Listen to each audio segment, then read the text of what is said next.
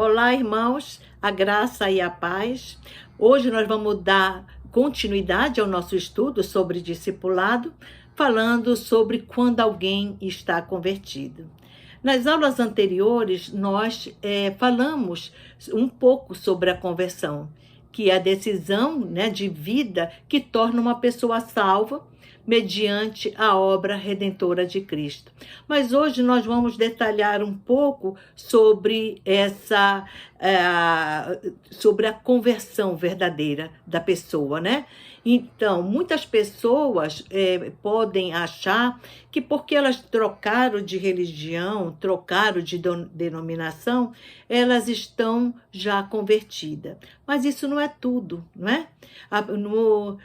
Não basta a pessoa trocar. Às vezes a pessoa sai de uma denominação que não prega o verdadeiro evangelho e passa a congregar em uma denominação que prega o verdadeiro evangelho. É um grande passo, sim. A pessoa tem que procurar uma igreja bíblica para que ela possa, receber o conhecimento correto, verdadeiro da Bíblia, da palavra de Deus. Mas isso não basta.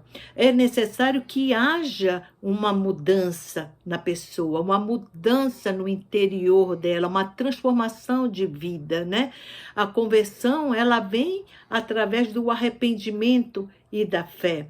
É necessário que a pessoa esteja com o coração totalmente quebrantado para Jesus, fazendo a vontade dele, reconhecendo os seus pecados, arrependida realmente dos seus pecados. Mas quando acontece isso, a pessoa realmente já está pronta para poder tomar as decisões corretas, que é isso que nós vamos ver quando é que a pessoa está convertida, Qual a decisão, o que ela, as atitudes que ela deve tomar. O coração dela deve estar agora voltado para o céu e não mais para a terra, Para as bênçãos terrenas, mas para as bênçãos celestiais. Então o coração dela deve estar, o foco dela é Jesus. É Cristo, Esse é o foco dela. Então, em Colossenses, inclusive, fala realmente sobre isso, quando realmente a pessoa se converte e ela tem o coração dela totalmente voltado para as coisas celestiais, Para o céu e não mais para a terra.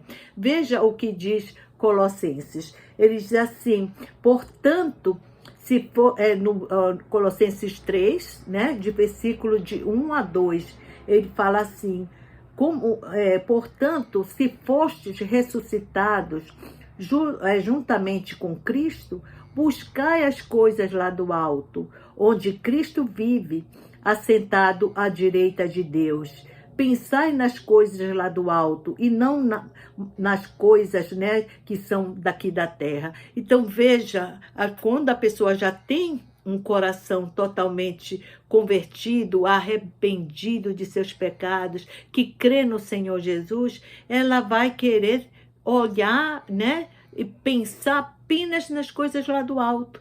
Não vai querer, o coração dela não está mais nas coisas daqui, de fazer a sua vontade, do jeito que ela quer, do jeito que ela se sente melhor, Que muitas vezes ela diz, mas eu me sinto melhor assim, então aí deixa as coisas de Deus. Nós não podemos mais estar pensando na nossa vontade, no nosso querer, mas sim na vontade de Deus. Vamos ver agora a atitude que nós devemos tomar quando realmente estamos totalmente convertidos. Lá em Atos dos Apóstolos, Pedro ele dá um exemplo que quando houve a descida de Pentecostes, que Pedro pregou um sermão, após a descida do Espírito Santo, ele, ali naquele momento que as pessoas ouviram a palavra que Pedro estava pregando, Lucas narra, né, como foi a reação dessas pessoas. As pessoas ficaram com o coração, diz a palavra de Deus, totalmente compungido, né? Eles estavam com o coração quebrantado, um coração totalmente, né, voltado, tocado e voltado para Deus, né? Eles reconheceram o quanto eles estavam afastados de Deus nesse momento. E eles queriam se consertar, eles queriam, para ver que eles perguntam logo, né, para Pedro e os outros apóstolos, né, o que eu devo fazer, irmãos? Porque o coração deles estava totalmente, né, quebrantado. A palavra pegou de cheio no coração deles, né? E eles queriam fazer algo que pudesse, né, mostrar o arrependimento dele, a mostrar que queria fazer algo que agradasse a Deus, não mais agradasse a si próprio, né? Isso está em Atos 2, 22 e 24, né? Quando Pedro faz o ponto alto da sua pregação, quando ele diz que Jesus galgou o senhorio absoluto sobre todas as coisas e pode salvar todos que nele crê, né? Quando Pedro falou isso, eles ficaram realmente maravilhados, eles ficaram com o coração totalmente, né, quebrantado, querendo mudar de vida, né? Que eles reconheceram ali o quanto eles estavam longe de Deus, afastados de Deus. E Lucas, ele continua, né, falando o que Pedro, né, respondeu para eles, né, quando eles foram tocados profundamente. Então Pedro disse para eles: arrependei-vos, né? E ele fala aqui que eles deveriam se arrepender, né? Cada um de vós seja batizado em nome de Jesus para a remissão dos vossos pecados, e recebereis o dom do Espírito Santo, pois para vós outros é a promessa, para vossos filhos e para todos os que ainda estão longe, isto é, para quantos o Senhor nosso Deus chamar. Vejam que eles estavam realmente ali prontos para seguir Jesus. Pronto, como a palavra, né, a conversão, ela começa no coração, assim como o pecado. O pecado nós temos que ter cuidado porque também ele começa no coração, como a conversão começa também no coração. Mas aí, depois disso, o que é necessário? Como Pedro falou, sejais batizados, né? Porque não basta apenas a pessoa reconhecer, né, no coração o arrependimento, ter o arrependimento de seus pecados, mas é necessário depois o quê? Que ela vá professar a sua fé. Então, a atitude, uma é no coração que inicia e depois vai para a boca, né? Que é para o exterior, né? Ela começa no nosso interior e se estende para o nosso exterior através daquilo que nós vamos professar a partir de então, né? Já que nós cremos, nós temos que professar que nós cremos em Jesus, né? Então, ali vai realmente ser batizado e professar que há a verdadeira conversão, que cremos no Senhor Jesus. Quem sabe, né, a gente pode estar pensando que aquelas pessoas, muitos ali, estavam na hora, quem sabe, né, não podemos dizer, afirmar isso, mas quem sabe se muitos dali, daqueles 3.000 pessoas que foram convertidas, quem sabe se eles não estavam lá naquele momento em que Jesus foi crucificado, né? E pode ser até que muitos ali estavam presentes quando escolheram Barrabás, né? Então, mas Jesus, quando Pedro falou, né, arrependei-vos, né, ali sejam perdoados os vossos pecados, porque Jesus tinha o poder de salvar aqueles que são arrependidos, né? E eles realmente ali foram tocados profundamente por esta passagem. Então, na verdade, muitos ali podem ter sido responsáveis até pela morte de Jesus. Podemos dizer que não só eles, mas nós mesmos, né? Porque Jesus, ele morreu pelos pecados de todos, não foi só pelos deles lá, ele morreu por nós também, né? Por aqueles que viriam e creram no nome dele, que somos nós, né? Viemos depois e cremos no nome dele. Ele morreu pelos nossos pecados também, e não, na verdade, nós somos também um pouco responsável, né?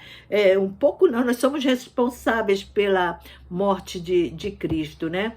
Então, um convertido, né, nós podemos dizer aqui, é aquele que realmente assume, né, que ele assume um compromisso público com Jesus. Porque não basta mesmo a pessoa só dizer, olha, eu me arrependi dos pecados, né, só pensar assim, e professar a sua fé. Inclusive, Jesus, ele fala até sobre isso, sobre aquelas pessoas, né, que negam ele também, né? E nós vamos ver. Jesus diz assim, antes em Romanos 10, 9, 10, nós podemos ver que o Paulo, ele diz assim, se com a tua boca confessares Jesus como Senhor e em teu coração creres que Deus o ressuscitou dentre os mortos, serás salvo. Porque com o coração se crê para a justiça e com a boca se confessa a respeito da salvação. Então, Paulo fala em Romanos sobre isso, né? Que nós temos que confessar, né? Se com a tua boca confessares Jesus como Senhor e em teu coração creres que Deus o ressuscitou dentre os mortos, serás salvo. Então, nós temos que confessar. E Jesus, como eu ia até falar antes sobre essa parte que ele até recomenda, né, que nós devemos, né, falar sobre que não negar ele nunca, né?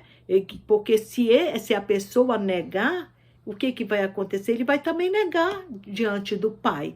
Ele diz isso. Então, nós temos, não basta só nós crermos em Jesus. Se depois, quando chegar numa hora difícil em nossa vida, que temos que escolher, nós iremos negar. Às vezes tem muitas pessoas porque estão dependendo de algum emprego, tem tudo, e ali só tem pessoas que não creem em Jesus, e ela fica envergonhada de falar que ela realmente é uma cristã, né?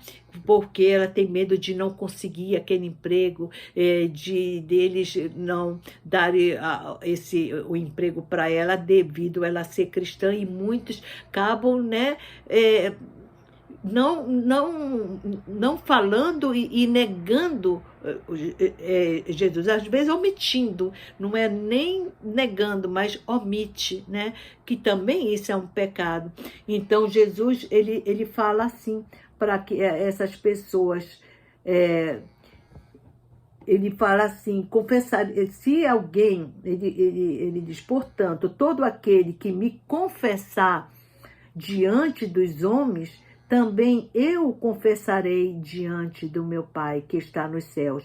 Mas aquele que me negar, veja, aquele que me negar diante dos homens, também eu o negarei diante do meu Pai que está nos céus. Está lá em Mateus, né?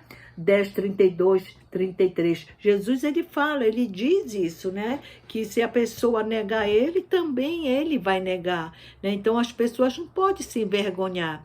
Então, o verdadeiro convertido, ele tem que assumir um compromisso com Jesus.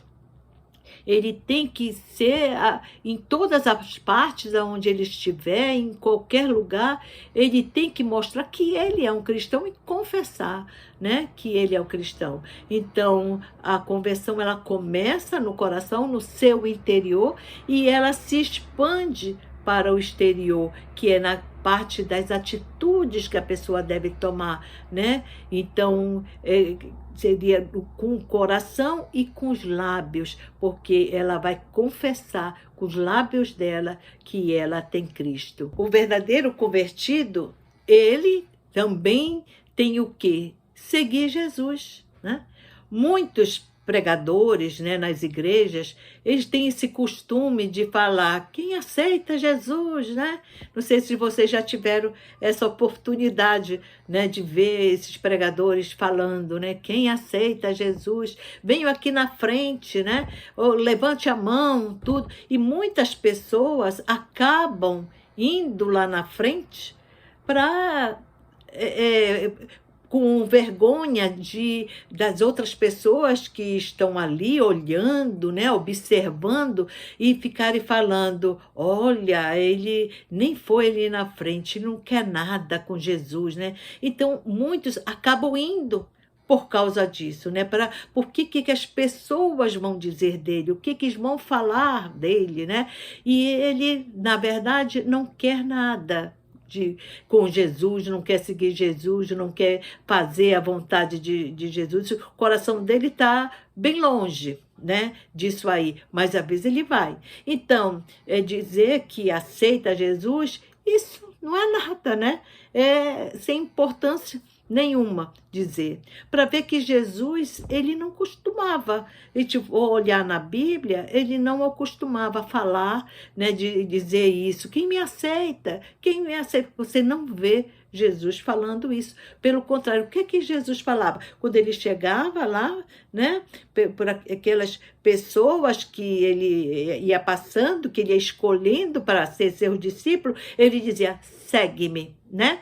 Como ele chegou com Mateus, que é o Levi, né, que fala na palavra de Deus, ele era um coletor de impostos, ele cobrava os impostos para Roma, explorando o povo, né? Então, Jesus passou por ele e disse, siga-me, né? Então, quando Jesus chamou, ele levantou e seguiu Jesus, largou tudo e seguiu Jesus.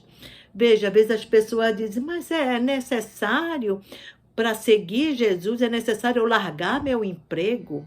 Veja, o caso de Mateus, de Levi, ele era um coletor de impostos, né? Ele tinha um trabalho desonesto. O trabalho dele não era digno, não era porque ele explorava o povo cobrando impostos para Roma. Então, as pessoas que vão seguir Jesus, que Jesus fala, siga-me, né? Essas pessoas deixaram a vida errada, né? Então, Jesus, ele só recebe aquelas pessoas, só diz para aquelas pessoas seguirem ele, né? Quando ele vê a decisão da pessoa, né? Jesus, realmente é ele quem chama as pessoas. Você não vê as pessoas indo até ele, né? Ele é que escolhe as pessoas, é Jesus quem escolhe. As pessoas não vão até Jesus, porque elas são mortas espiritualmente. Então, é preciso que haja, né, uma nova vida que é dada, que Deus dá uma nova vida, e para que ela possa ouvir a voz de Deus e seguir. E quando Jesus chama, né, aquela pessoa, ela já está decidida, né? Porque Jesus que já põe já faz a obra redentora naquela pessoa. E ela já segue Jesus, ela seguindo, mudando, já deixou a vida errada que ela tinha e já seguiu Jesus. Nós podemos ver isso em Lucas 5, né, 27 e 29, quando ele fala assim: passadas estas coisas, saindo, viu um publicano chamado Levi, que era o Mateus, né? O discípulo de Mateus, assentado na coletoria, e disse-lhe: segue-me. Ele se levantou e, deixando tudo, o seguiu. Veja, nós vimos esses pregadores de hoje em dia, né, dessas igrejas neopentecostais na televisão, chamando o povo para a sua igreja, prometendo mundos e fundos, né? Então, ele promete bênçãos terrenas, milagres, cura, tanta coisa, né? Vida próspera, né? Reconstrução do casamento. Eles prometem tudo para levar as pessoas para a igreja. Você não vê Jesus prometendo nada. Nada. Jesus não prometeu nada. A única coisa que ele falava era: segue-me, né? Então, e pelo contrário, Jesus, ele dizia assim, também, quem te for ver, sobre bênçãos, que ele não prometeu nada de bênçãos terrenas, ele ainda dizia assim, está em Lucas 14, 33. Assim, pois, todo aquele que dentre vós não renuncia a tudo quanto tem, não pode ser meu discípulo. Bem, como é tão diferente, né? O que Jesus veio. Ele já diz que é para a pessoa renunciar a tudo, né? A tudo, as coisas erradas que a pessoa tinha, né? As coisas que não eram de Deus, as coisas desonestas, os trabalhos desonestos, as coisas erradas que a pessoa anda por aí. Então, por isso que ele falava, se aquele que não renuncia a tudo quanto tem, não pode ser meu discípulo. E esses pregadores, esses líderes aí de televisão, né, que chamam as pessoas para a igreja, eles ficam prometendo tanta coisa e Jesus não promete nada, né? E as pessoas vê que realmente o que são pregados aí fora, por aí, nessa televisão, só para encher a igreja, chamando as pessoas, é totalmente contrário, é antibíblico o que eles fazem. Eles só querem o quê? As pessoas, para poder explorar as pessoas. Mas para Jesus não tem isso não, né? Então, para seguir Jesus, nós temos que seguir da maneira que ele é, como ele é, e não pelo que ele pode oferecer, né? Então a nossa vida tem que olhar para Jesus, né? O que ele é, o nosso Salvador, o nosso Senhor, né? É isso que nós devemos olhar para Jesus, e não pelas bênçãos que ele pode oferecer. Isso vai vir né, de uma maneira que, como ele diz, buscar em primeiro lugar o reino de Deus e a sua justiça, e as outras coisas serão acrescentadas. Então, automaticamente, né, sim, a pessoa está com os olhos na bênção, ele vai abençoando as pessoas, mas não porque a pessoa ali procura estar em busca, como muitos, né, pessoas seguiam Jesus antes, elas seguiam porque eles estavam atrás do peixe, né, do pão, né, da cura. Então, quando Jesus realmente mostrou quem ele é, as pessoas tudo foram embora, né? E nós vamos ver isso nesta aula mesmo, né? Nesse estudo, nós vamos ver como foi que as pessoas realmente, quando souberam quem ele era, né? E que ele não veio para fazer milagres, né? O milagre foi para mostrar a divindade dele, mas não foi apenas para dar o pão físico, mas ele era o pão vivo que desceu do céu. E nós vamos ver sobre isso também aqui, né? Então, para Jesus, a conversão, ela é uma vida de discipulado, né? É a pessoa aprender dele, né? E segui-lo, uma vida de discipulado mesmo, né?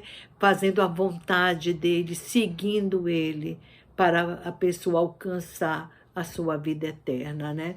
Então, ele diz assim, também em Lucas, tem em vários evangelhos, tem tanto em Lucas como em Mateus, que vocês podem ver aí, que eu coloquei Lucas 9, 23, Mateus 10, 38, 16, 24, Marcos 8, 34, Lucas 14, 27. Olha que Jesus fala também, ele diz assim: se alguém quer vir após mim, a si mesmo se negue, dia a dia. Tome a sua cruz e siga-me. Então, o que é tomar a sua cruz, né? É o primeiro passo que a pessoa tem a fazer, né? Quando ela se arrepende a essa conversão, a pessoa toma logo o quê? A cruz, que é morrer para si mesmo. A pessoa morre para si, para fazer a vontade de Deus. Então, é isso que é uma vida de discipulado, né? É a pessoa morrer para si mesmo, para fazer a vontade de Deus, para aprender mais de Deus, para andar nos caminhos de Deus, para ter um relacionamento pessoal com Deus, uma intimidade com Deus, uma comunhão. Então, isso realmente é a vida de discipulado que Jesus tem a oferecer. E ele realmente compara a conversão com essa vida de discipulado.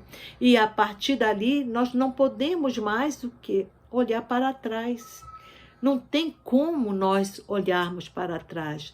Da feita que houve uma decisão, né, de tornar a pessoa salva, né, é uma decisão de vida que torna a pessoa salva através da obra redentora de Cristo, a pessoa não tem mais como ela voltar atrás. Por isso que diz, aquele que coloca a mão no arado, esse não volta para trás. E Jesus, quando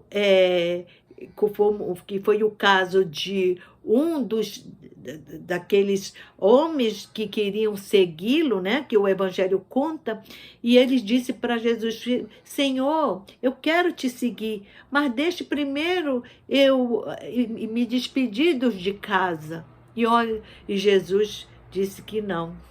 E não tem como, né? Porque Jesus, ele não quis saber. Ele rejeitou ali aquele homem, porque ele já percebeu que aquele homem iria mudar de ideia, né? No decorrer do tempo. Ele ia querer ficar com Jesus, mas ia querer também dividir Jesus com outras coisas que para ele tinha interesse, né? Então Jesus percebeu que ele ia mudar de ideia. E com Jesus não tem meio termo, não tem como, sabe, você ficar com ele e fazendo as coisas do mundo, né? As coisas da tua própria vontade. Não tem, ou você decide, né, andar, seguir Jesus, né? E andar nos caminhos dele, ou então você não faz parte do reino de Deus. E Jesus fala isso, né? Quando ele falou assim, seguir-te-ei, Senhor, né? Está lá em Lucas 9, 61 e 62, né? Lucas 9, 61, 62. Ele diz: seguir-te-ei, Senhor, mas deixa-me primeiro despedir-me dos de casa, né? Mas Jesus logo lhe replicou, né? Rejeitou, não aceitou isso. Ninguém que, tendo posto a mão no arado, olha para trás, é apto para o reino de Deus. Não tem.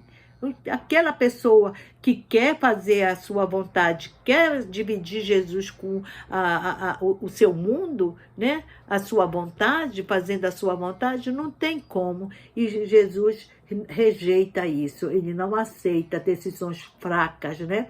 Jesus, ele quer pessoas dispostas e estejam convictas de segui-lo, né? São pessoas que ele quer Jesus para inteiramente, né?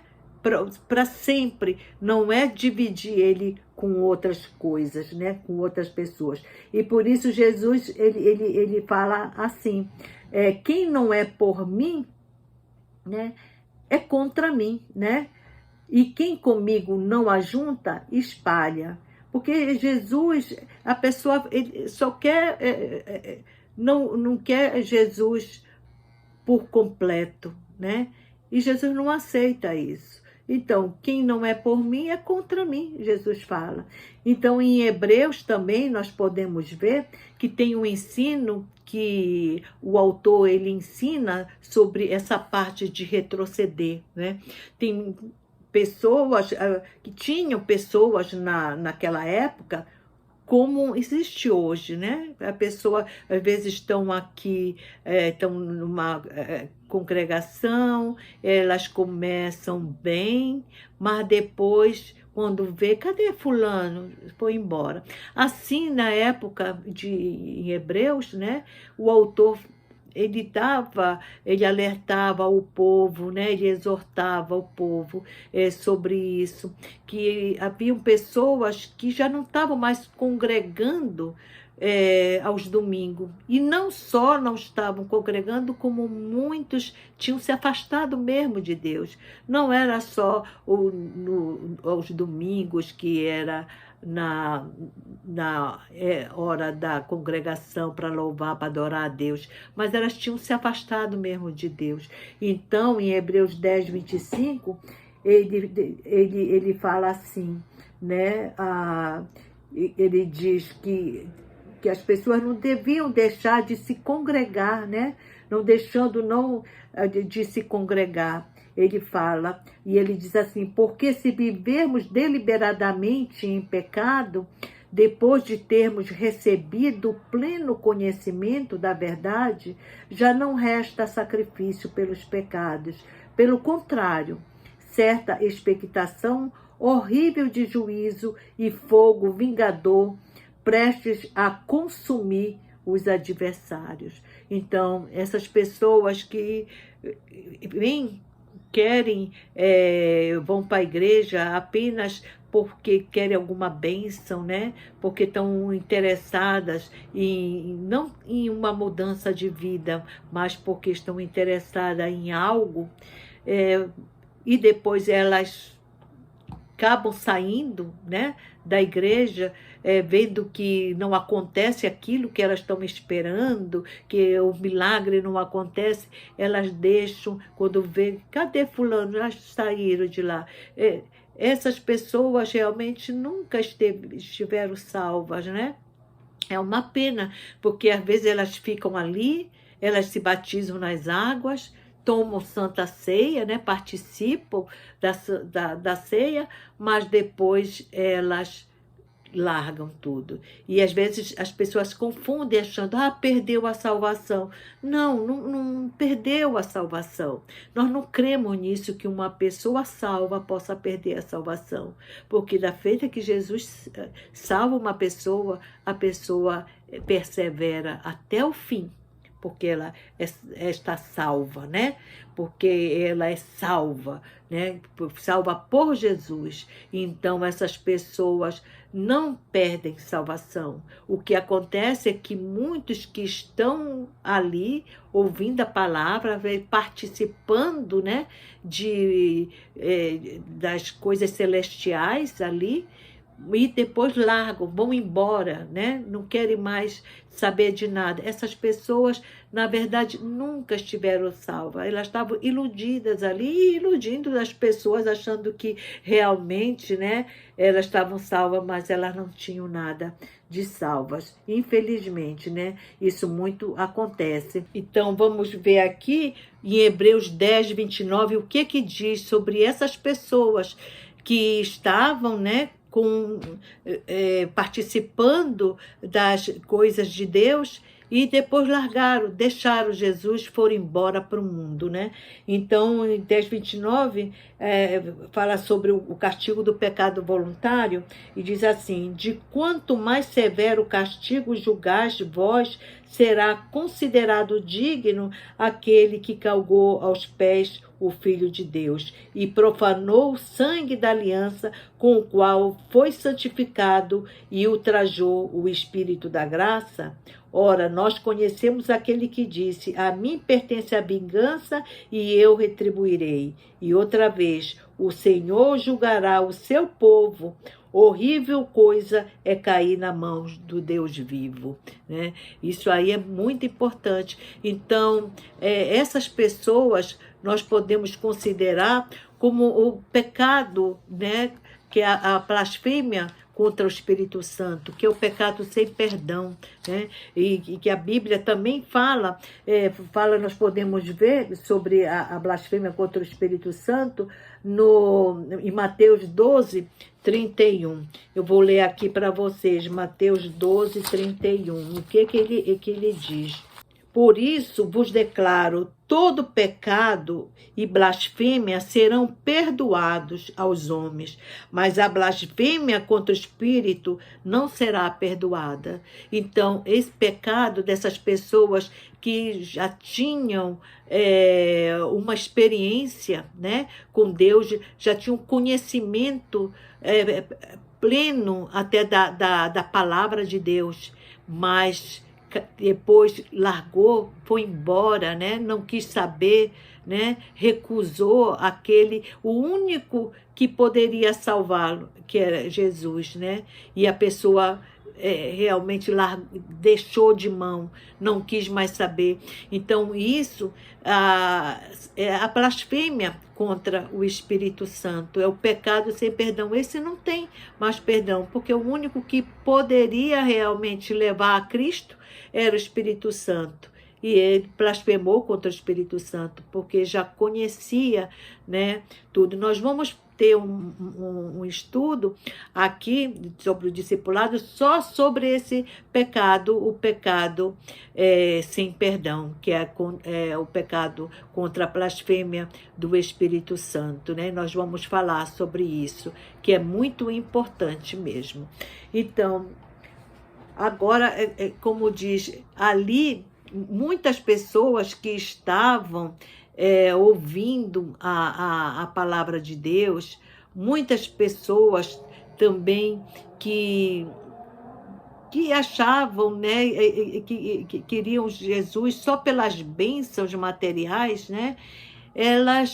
Muitos, quando souberam quem era realmente Jesus, que quando ele fala lá em Lucas, que ele era o Deus, o pão vivo, né, que desceu do céu, nós vamos ver aqui, eles não quiseram mais, né? Muitos foram embora também. Eles queriam Jesus apenas para satisfazer se satisfazer materialmente, né? E não queriam, eles achavam que Jesus vinha para abençoar eles só na parte material, só pensavam na parte material. Então, que era curar, que era dar o pão, tudo para eles. E eles, quando Jesus veio e falou que ele era o pão vivo, muitos não suportaram aquilo lá, porque eles queriam uma recompensa, né? Eles seguir Jesus não tem recompensa nenhuma, né? Que adianta seguir ele se não tiver recompensa, né? Então eles queriam outra coisa. Então ele diz assim, que a gente pode ver em João 6, João 6, 47. Vamos ver o que realmente ele diz em João 6, 47. Em verdade vos digo, quem crê em mim tem a vida eterna. Eu sou o pão da vida, né? Ele fala assim, este é o pão que desce do céu para que todo o que dele comer não pereça. Eu sou o pão vivo que desceu do céu. Se alguém dele comer, viverá eternamente. E o pão que eu darei pela vida do mundo é a minha carne. Disputavam, pois, vejam como é que eles ficaram, os judeus em si dizendo, como pode este dar-nos a comer a sua própria carne? Né? Eles ficaram já murmurando, né? E respondeu-lhe Jesus, em verdade vos digo, se não comerte a carne do Filho do Homem e não bebeste o seu sangue, não tendes vida em vós mesmo. Né? Quem comer a minha carne e beber o meu sangue tem a vida eterna, e eu o ressuscitarei no último dia. Jesus falou qual era a recompensa, né, que a pessoa ia ter, que era a vida eterna. Mas eles não queriam saber disso aí, né? Eles estavam querendo, realmente estavam esperando que viria um homem que fosse destronar César, né?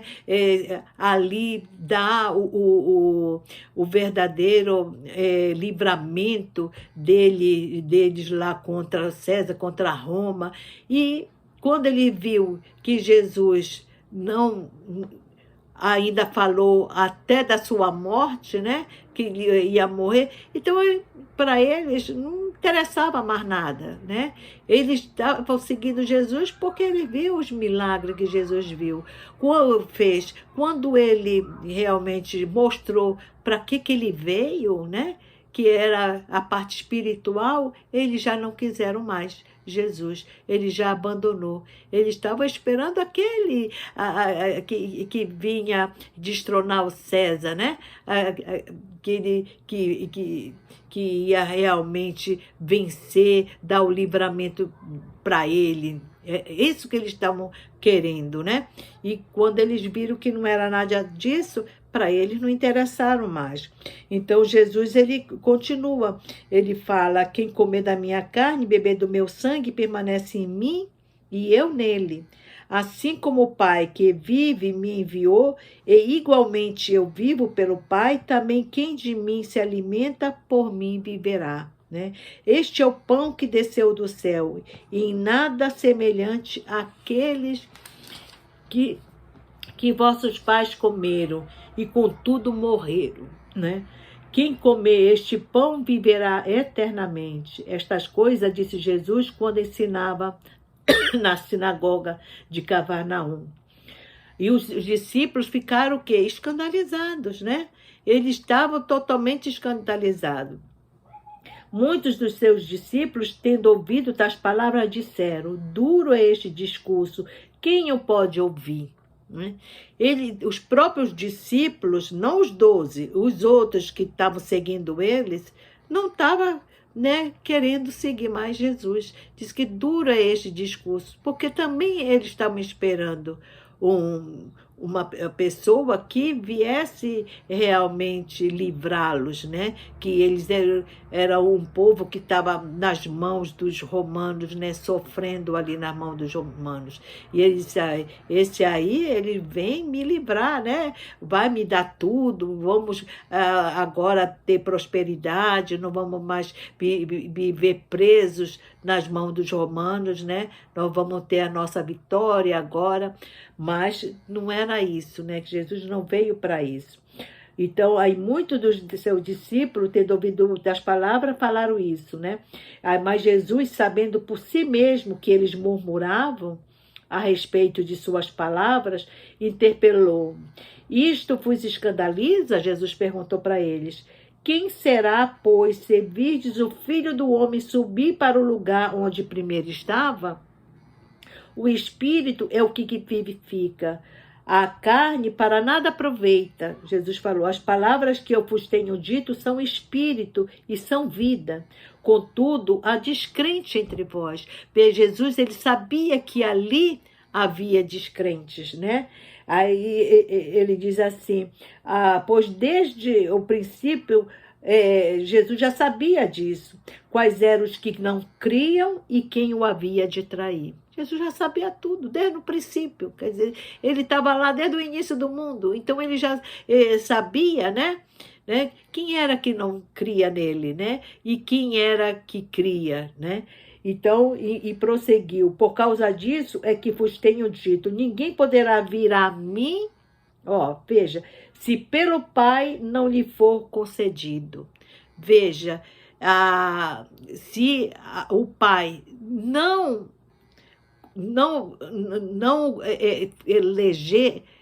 elegeu aquela pessoa nunca vai até Jesus.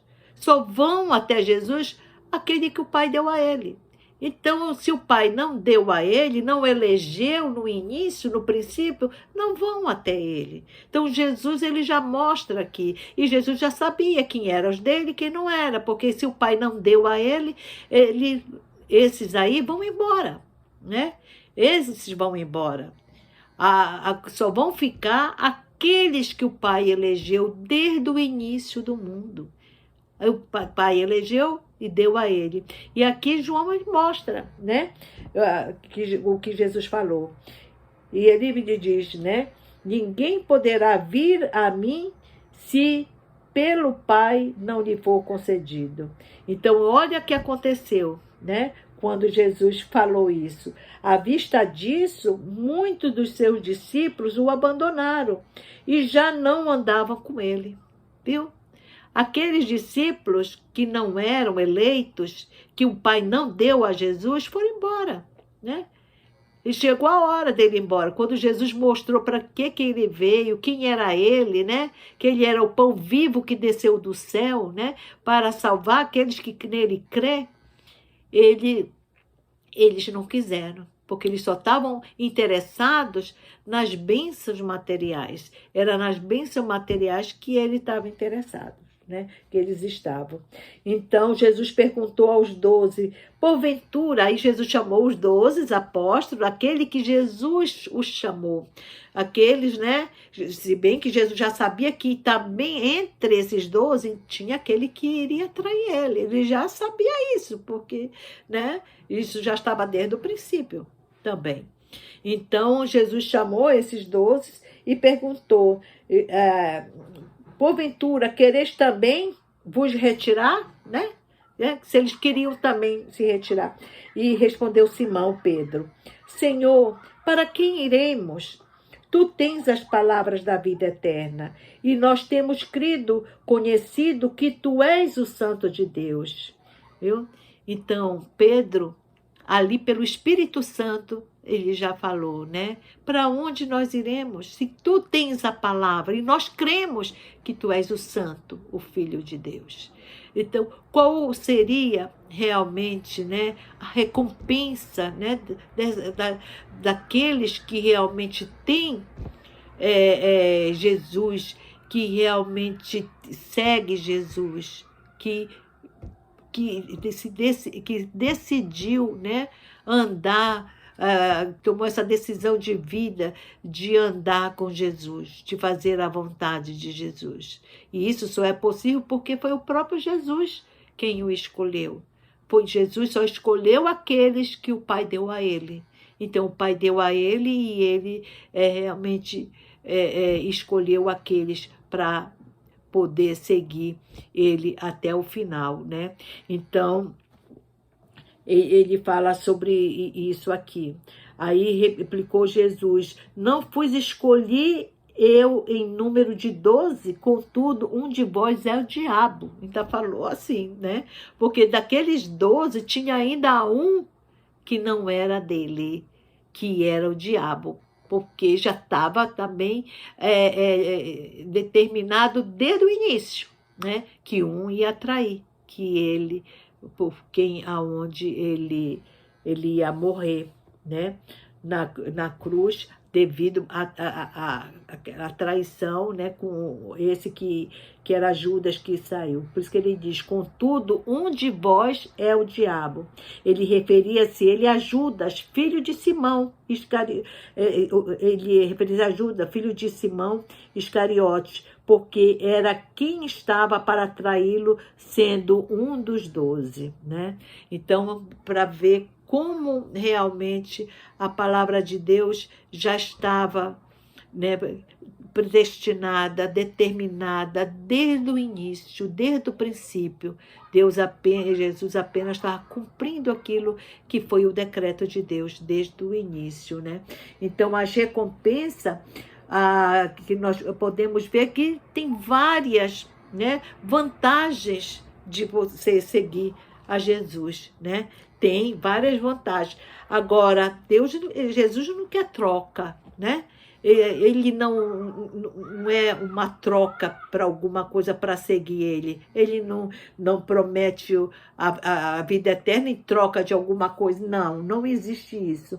Mas Jesus, ele sabia que entre eles havia muito, né, pessoas que iam embora, que eram descrentes, que não iam seguir ele, porque o Pai não tinha dado essas pessoas para ele. Jesus só sabia, e sabia também que tinha esse traidor. Agora vamos ver quais são as vantagens, né, em seguir Jesus. Nós podemos fazer uma lista até de vantagens, né, para seguir Jesus. Podemos dizer, deixar de ser escravos do pecado, né, que está em João 8, 32, 36. Não andar mais nas trevas, João 8, 12. Ter a água que realmente mata a sede, João 7, 37, 38. Ter a paz no coração, João 14, 27. Ter a tristeza convertida em alegria, João 16, 20. Ter muitos novos irmãos, Lucas 18, 29 e 30. Ter um tesouro no céu, né? Marcos 10, 21. E ter a vida eterna, né? João 3, 36 e etc, né? Nós temos muita vantagem, mas veja, as vantagens são muitas, mas uma pessoa que está perdida, né? O pecador perdido, não tem muita escolha, né? Ou ele segue o único que pode salvá-lo, que é o Senhor Jesus, ou então ele permanece para sempre no pecado, na condenação eterna, né? Não tem muita escolha, não tem, né? Ou ele escolhe Jesus, ou então ele permanece eternamente, né, na condenação eterna, na morte eterna, né? Então a pessoa sabe que realmente ela está salva quando ela percebe que tudo que precisa na vida é de Jesus, né? E não tem outra solução, não tem outra escolha para ela, né? Quando ela percebe que a única solução dela é Jesus, a vida dela é na mão de Jesus, que ele é o único Salvador, é o único Senhor, e que não tem mais como pensar em outra coisa, não tem outra, como diz, nada mais importante na vida dela para trocar por nada nesse mundo. Quando ela percebe isso, é porque ela está salva, né?